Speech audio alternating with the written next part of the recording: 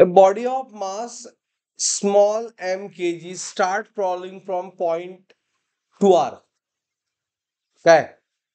Above the Earth's surface, its kinetic energy when it fallen to height r above the Earth's surface. आणि option आहेत. Kinetic energy विचारलंय, बरोबर आहे का नाही? Is it right? म्हणजे काय दिलंय यामध्ये ही आपल्याला सपोज मी ते अर्थ दाखवलं. इनिशियली कुठं होतं ते मास ऍट हाईट हाऊ मच?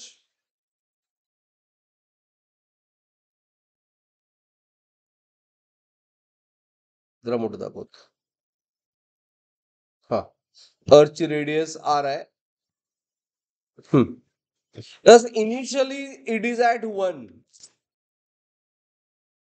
बरोबर आहे ना? स्टार्ट फॉलिंग म्हणजे वेलॉसिटी किती? 0. डिस्टन्स किती आहे अर्थ सरफेस होऊन? किती आहे? 2r आहे की नाही? म्हणजे r1 किती झालं फ्रॉम सेंटर ऑफ अर्थ? कारण आपल्याला सेंटर ऑफ अर्थ पासून लागतंय ना डिस्टन्स. r1 किती झालं? 2r 3r. बरोबर आहे की नाही? राईट.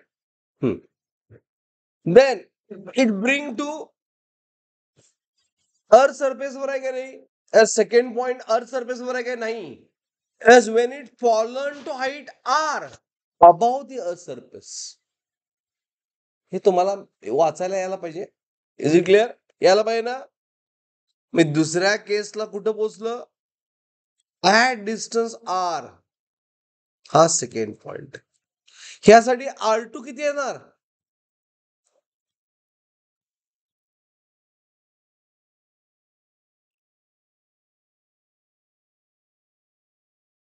अंडरस्टूड? मग मी एका मिनिटामध्ये सॉल्व्ह कसं करणार? त्याचं कायनेटिक एनर्जी फाइंड करायचंय. Change in potential energy.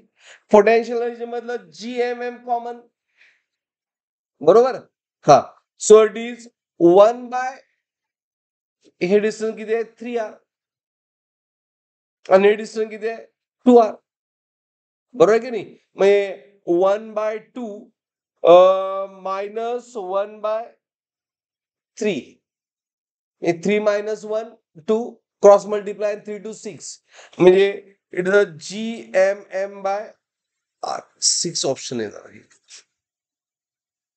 Okay. आता हे मी जे सांगितलं माइंड मध्ये केलं ते एका लाईन मध्ये सुद्धा मी करू शकता. कसं? तुला 2 ला एनर्जी फाइंड करायची आहे, बरोबर ना?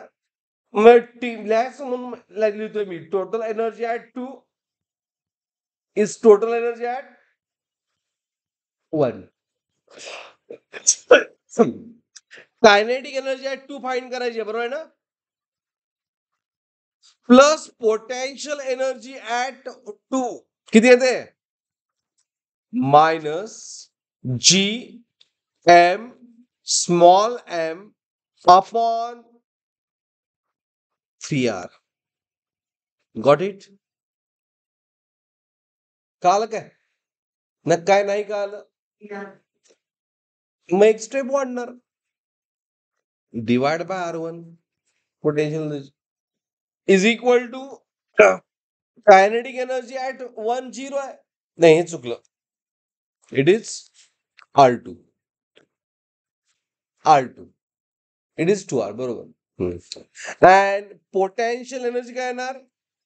Minus GM divide by R1.